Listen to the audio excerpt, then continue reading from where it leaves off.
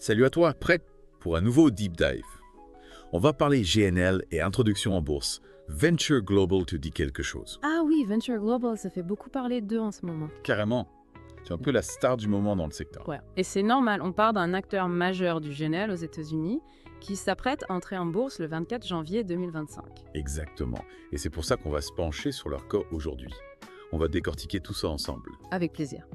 Alors, pour bien comprendre le potentiel de Venture Global, il faut d'abord comprendre le contexte du GNL, un marché en pleine expansion avec une demande mondiale qui explose. Tout à fait. Et tu sais quoi? Il semblerait que le fameux décret de Donald Trump, qui a simplifié les exportations de GNL, n'y soit pas pour rien. Ah oui, clairement, ce décret a donné un sacré coup de boost au secteur chez les Un femmes. vrai accélérateur, ouais. Oui. Mais ce qui est intéressant, c'est que cette croissance fulgurante s'accompagne aussi d'une certaine volatilité. On pourrait presque comparer ça à ce qu'on a vu avec Moderna et sa technologie d'Armen. C'est vrai, des opportunités incroyables, mais aussi des risques à prendre en compte. Exactement. Et c'est là que Venture Global entre en scène. Mais avant de parler de leur introduction en bourse, est-ce que tu peux nous faire un petit rappel de leur histoire? Parce que moi, je m'y perds un peu entre Gulf of America, le Golfe du Mexique et Venture Global. Ah oui, c'est vrai que leur histoire a connu quelques rebondissements. Initialement, ils s'appelaient Gulf of America. Une référence au Golfe du Mexique, j'imagine. Tout à fait. Mais ils ont finalement opté pour Venture Global. OK. Et leur boîte, c'est quoi, juste top? Faciliter le transport du GNL, ça n'a pas changé depuis le début, Et ça fait combien de temps qu'ils existent? depuis 2014. Et derrière cette vision, il y a Makol Sabo, le fondateur et coprésident, un personnage clé depuis le tout début. Et il faut dire qu'ils ont réussi à séduire les investisseurs. Ils ont levé plus de 5,5 milliards de dollars en 2023. C'est clair, ça montre qu'il y a une vraie confiance dans leur potentiel. Alors, parlons chiffres, si tu veux bien. 6,4 milliards de dollars de chiffre d'affaires en 2022. Ouais, pas mal. 7,8 milliards en 2023 et déjà 3,4 milliards pour les 9 premiers mois de 2024. Impressionnant, non? Oui, la croissance est là, c'est indéniable. Et ce qui est encore plus impressionnant, c'est leur marge brute, entre 72 et 68%. Ah ouais, quand même, c'est énorme. C'est une performance exceptionnelle, ça témoigne d'une gestion très efficace. Alors, tout va pour le mieux dans le meilleur des mondes, là. Presque. Il y a comme une petite ombre au tableau. Ah bon? Bien qu'elle là? Ils ont enregistré une perte opérationnelle d'1,1 million de dollars en 2024. Ah mince. C'est beaucoup là. En soi, non. Surtout si on regarde leur flux de trésorerie opérationnelle qui lui est positif. À 1,4 million de dollars. Donc ça compense la perte en quelque sorte. Exactement. Et puis, il ne faut pas oublier un autre élément crucial, leur endettement. Seulement 32,5 millions de dollars. Tintin. Deuxième. Oui, pour une entreprise de cette taille, c'est presque du jamais vu. Incroyable. Ah.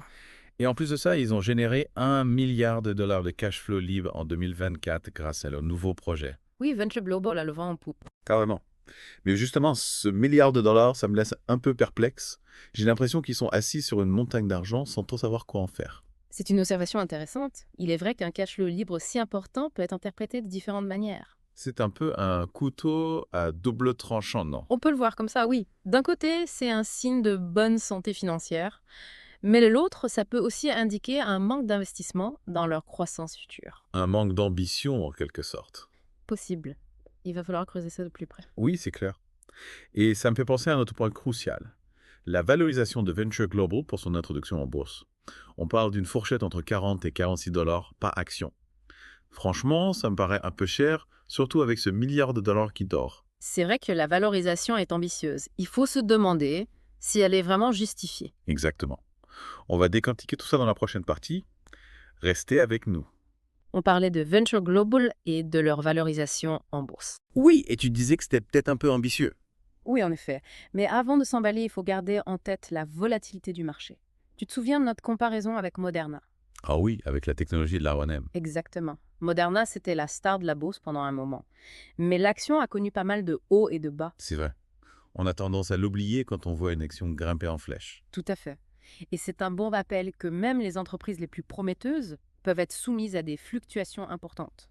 Surtout dans un contexte géopolitique tendu comme celui qu'on vit actuellement. Oui, absolument. L'incertitude économique mondiale, les tensions géopolitiques, tout ça joue un rôle. Donc prudence est mère de sûreté, comme on dit. Exactement. Revenons à Venture Global si tu veux bien. Une fourchette de prix entre 40 et 46 dollars par action, ça représente une capitalisation boursière importante. Oui, c'est clair. Mais est-ce que cette valorisation est justifiée par rapport aux autres acteurs du secteur du GNL? Venture Global est-elle surévaluée? Difficile à dire sans une analyse plus poussée. Il faut comparer des éléments comme le ratio cours-bénéfice, le ratio cours-valeur comptable, le rendement du dividende. Donc il ne suffit pas de regarder le prix de l'action. On doit creuser un peu plus pour estimer la valeur réelle de l'entreprise. Tout à fait. L'analyse financière est essentielle pour prendre une décision d'investissement éclairée. Il faut éviter de se laisser aveugler par l'excitation autour d'une introduction en bourse et rester vigilant. D'accord. Et en parlant d'analyse financière, tu as évoqué la possibilité que le milliard de dollars de cash flow libre de Venture Global soit en fait un signal d'alarme. Oui, c'est possible. Un cash flow libre aussi important peut effectivement indiquer que l'entreprise n'investit pas suffisamment dans sa croissance future. Donc au lieu d'être un signe de bonne santé financière, ce milliard de dollars pourrait en réalité indiquer un manque d'opportunités de croissance. C'est une interprétation possible. Il faut zézando si Venture Global n'a pas atteint un plateau en termes de croissance. Un peu comme une vache à lait. Elle produit beaucoup de lait, mais elle ne grandit plus vraiment. Exactement. Et si c'est le cas, la valorisation actuelle de Venture Global pourrait être excessive. Donc les investisseurs pourraient se retrouver avec une action qui stagne, voire qui décline, malgré des bénéfices importants. C'est un scénario à prendre en compte.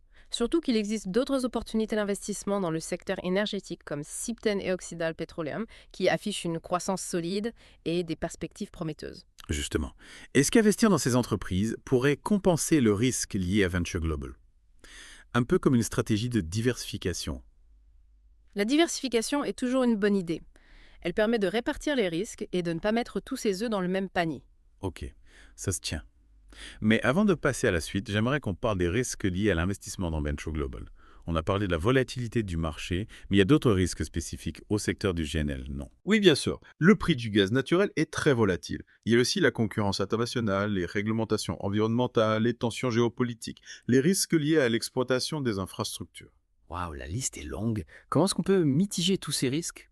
La diversification, comme on l'a dit, est une première étape. Ensuite, il faut s'informer, lire les documents officiels de l'entreprise, suivre les analyses des experts, comprendre les dynamiques du marché du GNL. En gros, il faut faire ses devoirs avant de se lancer. Exactement. L'investissement en bourse demande du temps, de l'implication et une certaine dose de prudence. On est bien d'accord. Bon, on arrive bientôt à la fin de notre analyse. Dans la troisième et dernière partie, on va explorer les facteurs clés à prendre en compte avant de prendre une décision finale concernant Venture Global. Restez avec nous, Vendée. On y est, à bonne. La dernière ligne droite de notre deep dive sur Venture Global. Après avoir décortiqué le contexte du GNL, les performances financières de l'entreprise, les risques potentiels, il est temps de répondre à la question cruciale. Investir ou ne pas investir? Ah, la fameuse question à 1 million de dollars. Ouais, et c'est ça. Yeah. Alors, dis-nous tout. On investit ou pas? Ah, si seulement c'était aussi simple. Il n'y a pas de réponse toute faite, malheureusement. Chaque investisseur a ses propres objectifs, sa propre tolérance au risque, Oui, c'est vrai. sa propre analyse de la situation. Bien sûr. Mais mettons-nous à la place de notre auditeur. Imaginons qu'il est intéressé pour le secteur du GNL. Venture Global l'intrigue. Quels sont les éléments clés à prendre en compte avant de se lancer? Alors avant tout, il faut bien comprendre son profil d'investisseur. Est-ce qu'on recherche un investissement à court terme ou à long terme? Ok. Quelle est notre tolérance au risque? Sommes-nous prêts à accepter une certaine volatilité? Oui, c'est important de poser les bonnes questions avant de commencer. Exactement. Une fois qu'on a répondu à ces questions, on peut commencer à analyser Venture Global en profondeur. Par où est-ce qu'on commence? Le prospectus d'introduction en bourse, c'est une mine d'informations. Il détaille la stratégie de l'entreprise, ses performances financières, les risques, les perspectives d'avenir. Ok, donc c'est la base en quelque sorte. Oui, absolument. C'est un document incontournable pour tout investisseur potentiel. Et au-delà des chiffres, y a-t-il d'autres aspects à prendre en considération? Oui, bien sûr. La qualité du management, par exemple, c'est un élément crucial. Ah oui, il faut une équipe solide aux commandes. Exactement. Il faut s'assurer que l'équipe dirigeante a l'expérience, la vision et l'intégrité nécessaires pour mener l'entreprise vers le succès. Dans le cas de Venture Global, on peut dire qu'ils ont une équipe solide, non? Oui, la présence de Michael Szabo, le fondateur et coprésident depuis le début, est un atout indéniable. Oui, c'est clair. On a aussi beaucoup parlé du contexte géopolitique et économique. Comment ces facteurs peuvent-ils influencer l'avenir de Venture Global? Alors, le marché du GNL, c'est un peu un jeu d'échecs mondial. Ah ouais. Les tensions géopolitiques, les accords commerciaux, les politiques énergétiques des différents pays, tout ça a un impact direct sur le secteur. Donc il faut surveiller tout ça de près. Oui, mais il faut rester vigilant et essayer d'anticiper les conséquences de ces événements sur Venture Global. Ok. Et bien sûr, on ne peut pas ignorer la question environnementale.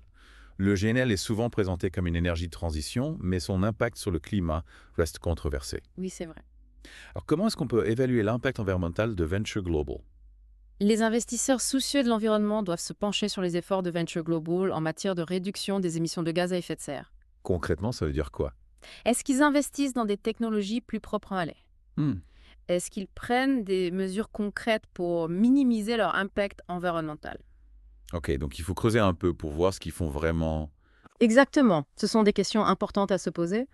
En résumé, investir dans Venture Global, c'est un pari sur l'avenir du GNL, sur la capacité de l'entreprise à naviguer dans un environnement complexe et sur sa volonté de s'adapter aux enjeux environnementaux. Oui, on peut dire ça comme ça. C'est une décision qui mérite une réflexion approfondie. Tout à fait. Il faut peser le pour et le contre, analyser les risques et les opportunités, Mhm. et surtout investir en connaissance de cause. Excellent. Si tu devais donner un seul conseil à notre auditeur qui hésite encore à investir dans Venture Global, quel serait-il? Mon conseil serait de ne pas se précipiter. Prends le temps de t'informer, de lire les analyses des experts, de comparer Venture Global à d'autres opportunités d'investissement. Oui, Et surtout, n'investis que ce que tu es prêt à perdre. La bourse est un terrain de jeu passionnant, mais il faut savoir jouer avec prudence. un excellent conseil pour terminer. Merci pour ton expertise et tes précieux éclaircissements. Excellent. J'espère que ce deep dive aura permis à notre auditeur de mieux comprendre les enjeux de l'investissement dans Venture Global Oui, j'espère aussi. et de prendre une décision éclairée. À bientôt pour un nouveau deep dive. À bientôt.